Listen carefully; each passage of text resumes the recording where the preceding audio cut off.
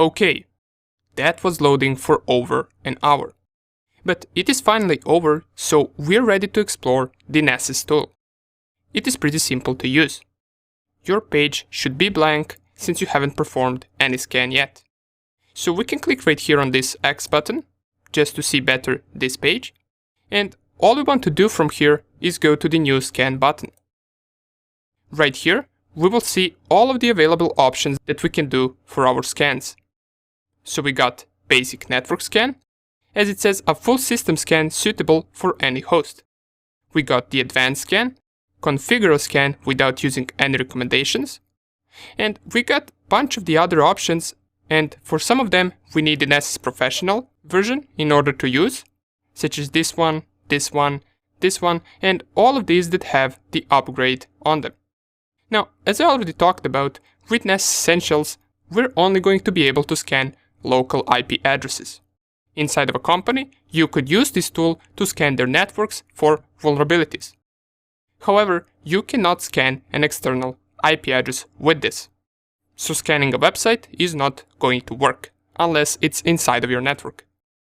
Another thing to remind you is that we can scan with the free version up to 16 IP addresses. And if I'm not mistaken, those 16 IP addresses clean after 90 days, so after 90 days you will be able to scan more IP addresses, but I'm not sure about that. And if you have a free version and you have more than 16 targets, you will have to scan that network with multiple Nessus scans. So, scanning big enterprise networks for big companies will require Nessus Professional version. But what we want to do here, to learn Nessus and how to use it, we want to go onto the basic network scan. And this basic scan will require us to specify some options. Now, for our first scan, we'll be scanning only Metasploitable. So, turn it on if you haven't already. Check out the IP address of Metasploitable. In my case, it is 192.168.1.4. And once you do that, we can proceed to specify our options. In the General tab, under the name, you can specify anything you want. I will simply just type Metasploitable. Under the description, I will just leave this empty, there is nothing really to specify here. You can put anything you want here, just so you can recognize which type of scan you did and on which target you did it. In the folder, we will leave it on My Scans, and in the targets, we specify the IP address of our target machine. Since right now we are only scanning one machine, we will specify the IP address of Metasploitable. But if you were to scan a network, you would specify something like this: 192.168.1.1/24, in case it is a /24 network. I believe you can also specify it like this, so dash 192.168.1.255. But right now, let us just go with our Metasploitable. And with the free version, we can't even scan 255 hosts. Remember, we can only scan 16. Once you specify this, we want to proceed to the Schedule tab. And here, this Schedule tab is useful once you want to schedule your scans on a certain period of time, or you just want to schedule a scan while you're doing something else on the side. For now, we're going to leave it off. Under the notifications, you can choose if you want to send results to some emails over SMTP server. We're not going to be doing that right now. In the Discovery tab, this is the important stuff. Here we choose how many and which ports we want to scan. We have an option of scanning common ports, and this is similar to Nmap default port scan. It will only scan most popular ports. Or you can select scan all ports, which we're going to use right now, to scan all 65,000 ports on our Metasploitable. And if you want, there is a custom option, which is the third option right here, but we're pretty satisfied with this scan all ports option. If we read the settings, the general settings always test the Nessus localhost, use fast network discovery. Under the port scanner settings, we have scan all ports, use netstat if credentials are provided, use synscanner if necessary, and we're pinging hosts using TCP, ARP, and ICMP. Good. Once you set this to scan all ports, you can go to the assessment, and in the assessment tab, we can choose what we want to scan for. So there are a few options. If I click right here on the scan type, we have scan for known web vulnerabilities, scan for all web vulnerabilities, and scan for all web vulnerabilities complex.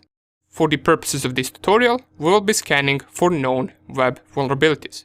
Why? Well, this will just take lesser time to finish. When you run scan for complex web vulnerabilities, it usually takes a lot more time. And we can see right here under the general settings, avoid potential false alarms, enable CGI scanning, and web applications, we will crawl up to 1000 pages, up to 6 directories, and we will test for known vulnerabilities in commonly used web applications. These are our assessment settings. But also keep in mind that if we discover some web vulnerabilities, we will see how to attack them in the web penetration testing section. That will come right after the exploitation section. For now, let us just see whether Nessus will find something juicy. Right after, we go to the report settings, and usually you want to leave this on default, so we're not going to be changing anything right here. And finally, in the advanced tab, we will leave it on default for now and proceed to click on save. So click on save right here, and you should have your scan right here. Now, you will notice that it does not automatically start. We must launch it. And we do that by clicking on this arrow right here, which says launch. Click on it. In just a few seconds, here it is. These green arrows will start spinning and our scan has officially started. This will try to discover all the vulnerabilities it can find for the metasploitable machine. Now, keep in mind that these scans can take a lot longer than Nmap scans. You can always check the current state of scan by clicking on the scan name, in our case on the metasploitable, and you will be able to see what it managed to find for now during the scan. Different vulnerabilities will be marked with different colors. We will have blue color, which means information disclosure, and what that is it possibly managed to find some information that should be private, or it managed to find the service version or something similar that allows us to find out more information about the target. It doesn't necessarily mean that the information is useful though. Then we have green, yellow and orange vulnerabilities, or also known as low, medium and high vulnerabilities. And at the end, we get the most interesting vulnerabilities, which are critical vulnerabilities. This usually includes remote code execution or something similar. So what you can also do, you can click on them, and this is just what it managed to find at this current point of scan. So we got one critical vulnerability for now. We got two mixed vulnerabilities, one medium vulnerability, and some information disclosure right here.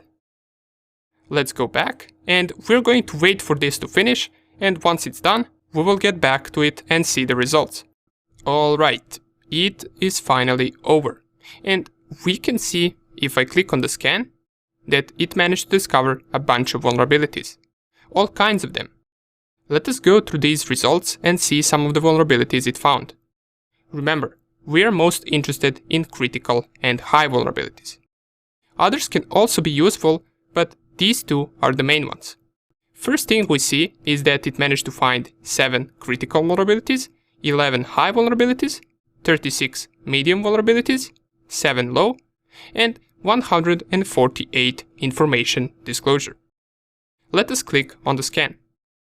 Right here we can order the vulnerabilities by their severity. So if I click on this arrow, it will go from the information to the critical, but mostly we are interested in critical vulnerabilities, so I will click it once again, and let's go with any one of them.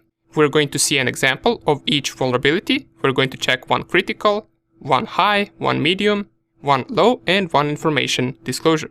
Let's go, for example, with this one. So it says NFS exported share information disclosure. This is a critical vulnerability. Down here we can see the description, and it says at least one of the NFS shares exported by the remote server could be mounted by the scanning host. An attacker may be able to leverage this to read and possibly write files on remote host. It tells us what is the solution to fix this vulnerability, as it says configure NFS on the remote host so that only authorized hosts can mount its remote shares. Down here it tells us where it found the vulnerability. It found it on our metasploitable on the 2049 UDP port. And what you would do, for example, is you would then Google this vulnerability, which we learned in the previous video where we covered Googling vulnerabilities and search exploit, and you would see how you would exploit this. For now, we know that this exists. Let's check another critical vulnerability. Let's go, for example, onto this one, bind shell backdoor detection.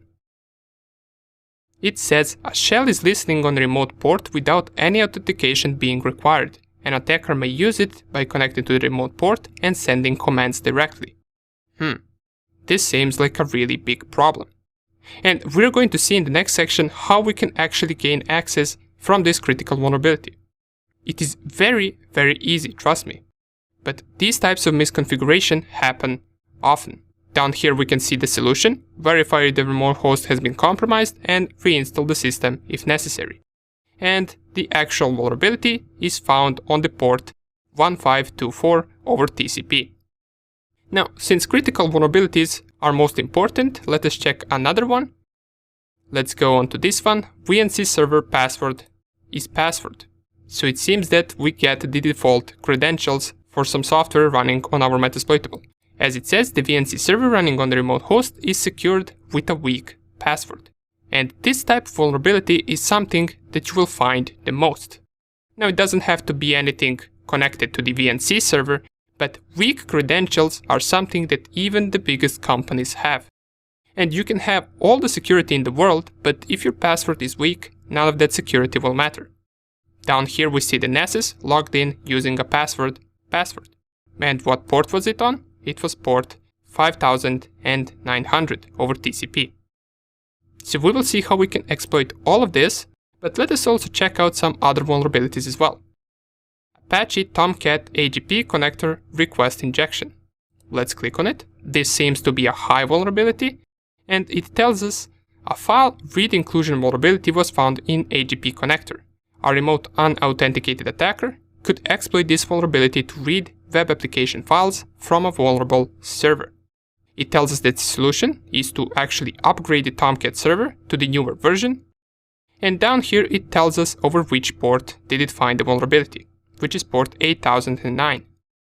On the right side we can also see some additional vulnerability information, such as what is the vulnerability for. It is for Apache Tomcat. Is the exploit available? Yes, the exploit exists for this, and they are available.